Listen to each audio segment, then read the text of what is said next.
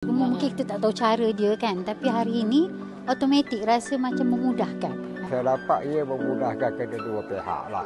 Daripada ciri transaksi kewangan tu. Kita selalu dapat yang duit palsu. Kadang-kadang dah masuk tapi tak juga masuk. Macam itulah.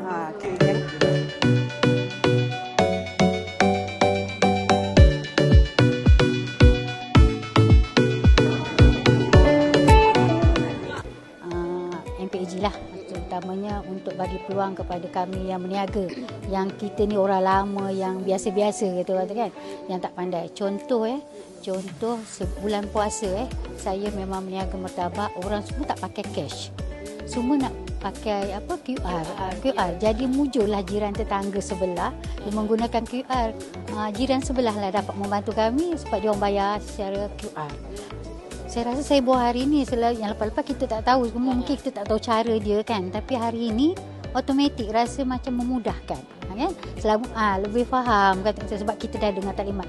Mungkin sebelum ni kita dengar orang cakap kan, tapi kita tak faham. Tapi hari ini apa itu QR kan? Okey, sangat bagus.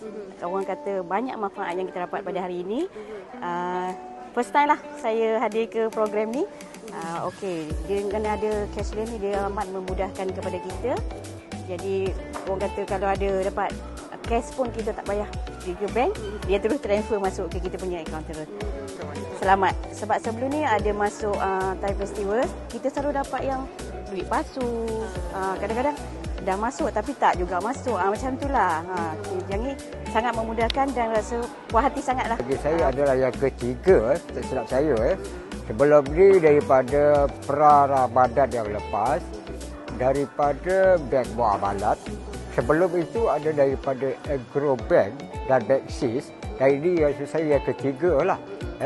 Yang mana pendedahan yang saya dapat penawaran pada era kini adalah terbaiklah, memudahkan bagi kedua-dua pihak. Walau bagaimanapun saya dapat ia memudahkan kedua-dua pihak lah, daripada ciri transaksi kewangan tu.